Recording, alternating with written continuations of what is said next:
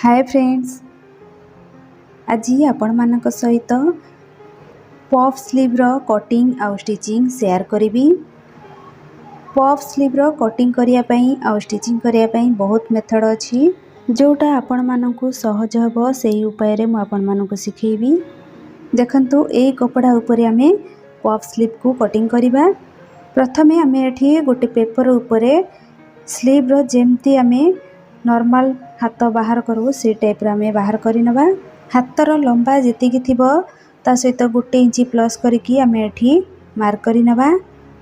हाथर लंबा एठी 4 इंच अछि तो आमे एठी 5 इंच रे मार्क करिनबा। आ आर्म होल रो राउंड पई देखंतु एउठू आमे 1.5 इंच रे गोटे मार्क करिबा। एही लाइन को एमती सीधा करिबा। आर्म होल रो जेतिकी गोले थिबो तार अधा आमे ए कॉर्नर ठारू रखिकी आमे एमती मार्क करिनबा आर्म होल लाइन पर्यंत। एठी 7.5 इंच अछि तो 7.5 इंच रे आमे मार्क करिबा। आ ऊपर लाइन रे आमे 2 इंच रो गोटे मार्क करिबा सीधा भाबरे। एही 2 इंच रो जो आमे मार्क कले सेउठू आर्म होल रो जो 7.5 इंच रे जो मार्क करिथिले सेही पर्यंत एमती हाथर शेप देई दबा।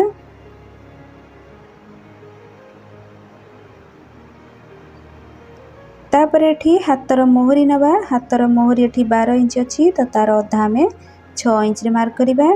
आ 1.5 इंच आमे मार्जिन पाई नै नबा।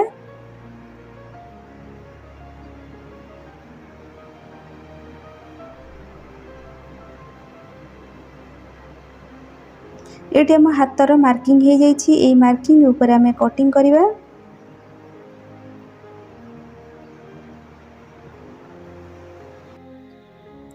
एठी देखंतु हाथर पेपर कटिंग आमे करिनेले। एही पेपर कटिंग को आमे कपड़ा ऊपर रखी कटिंग करिबा।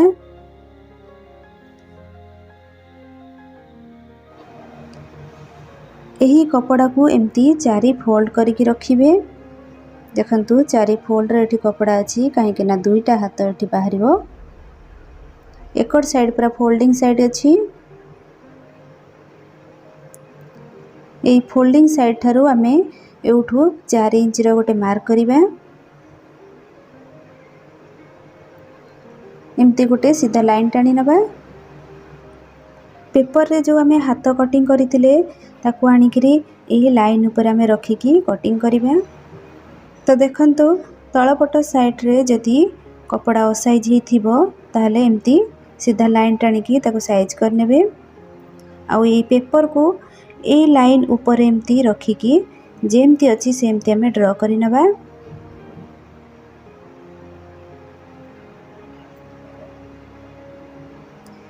तापरे आमे एठी देखंतु ए लाइन टा ऊपर को आमे 1.5 इंच रो मार्क करिबा।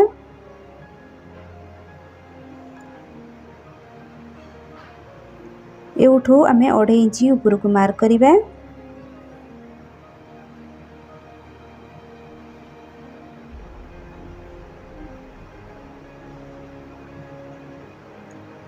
एउठू आमे हाथर आउथरे एमती शेप दे दबा। एमती शेप दे परिबे नहले ए जो हाथर जो पेपर कटिंग आमे करिथिले ताकू एमती ए कड़ साइड रे रखिकी एमती शेप दे परिबे। बस एतिकी ही मार्किंग करियार अछि। तो एही लाइन ऊपर आमे कटिंग करिबा। तो आमे जो 4 इंच आमे एठी बढ़ेले से 4 इंच रो आमे एठी पफ बनेबा। आपण माने जदि चाहिबे पफ को कम करिवा को ताहले 4 इंच रु आपण माने कम भी नै परिबे 3 इंच नै परिबे। आ जदि अधिका चाहुचंती ताहले 5 इंच पर्यंत भी नै परिबे।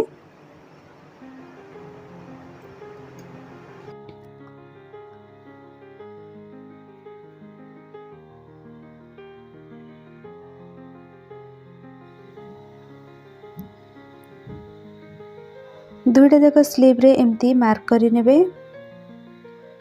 तापरे आमे एठी स्टिचिंग करिबा।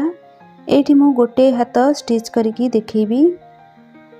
तो प्रथमे आमे जो 4 इंच रो जो मार्क करिथिले ताकू एमती सीधा लाइन टाणी नबा। तो एही जगह रु आमे कुंच दबा स्टार्ट करिबा। तो कपड़ा को एमती सीधा भाबरे रखिबे। एठी आमे जो कट लगैचे से कट थारू टिके उपरू आमे कुंच करिबा, छोट छोट कुंच करिबा। देखंतु ए जो कुंच गुड़ाक पूरा गोटे साइज रे हवा दरकार।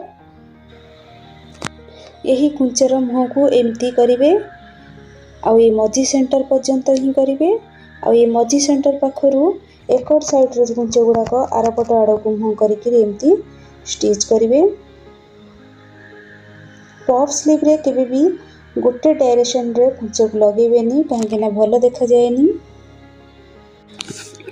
ए टाइप रो कुंच करंतु पफ रे, देखिबे आपन को पफ स्लीव बहुत सुंदर देखा जिवो।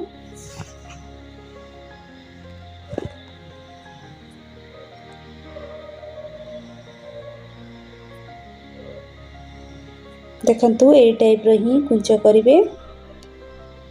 आ तळपट साइड रे देखंतु जोठी हमें मार्क करिचे से मार्क ठू ऊपर को हमें पुणी सेमती कुंच करिवे। एटी हमर मार्क अछि ता ऊपर को आउ टिके एमती कुंच लगेबा। से टाइप रो हमें ऊपर जेमती देइछि कुंच, से टाइप रो तळे भी सेमती हमें कुंच लगेबा।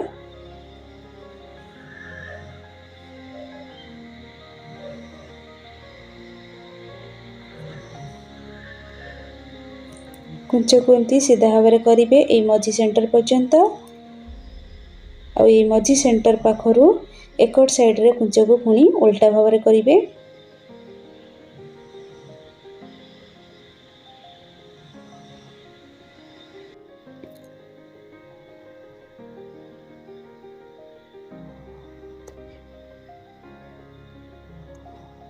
एठी देखंतु कित्ते सुंदर भाव में हमर पफ बाहरी गेला।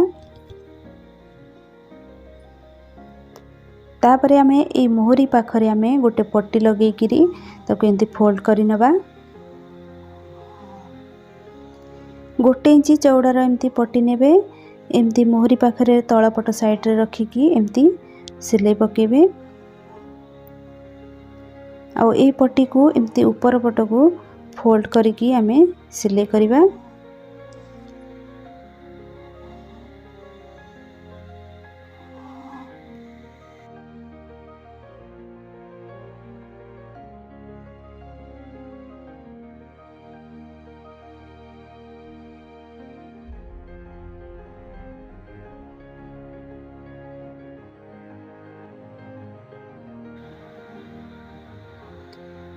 ए टाइप रो पट्टी को एमती फोल्ड करिकी सिलाई करिनेबे।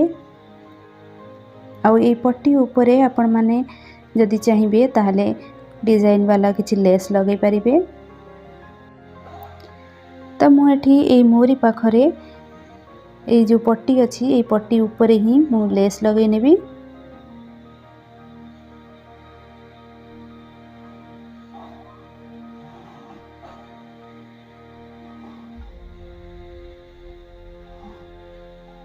देखंतु एठी केते सुंदर भाव में पफ स्लीव हमर रेडी हो गेला।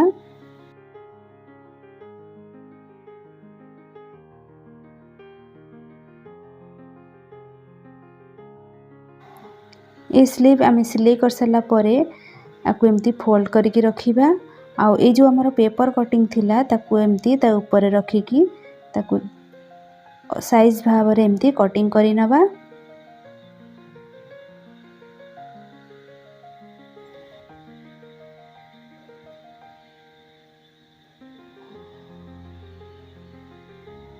हाफ इंच रो एमती फ्रंट आर्म होल पे हमें शेप दे देबा। यही पफ स्लीव रो कटिंग आउ स्टिचिंग आपण मानकु केमती लागिला कमेंट करंतु। जदि भलो लागि थाए ताहले लाइक करिवे। Thank you.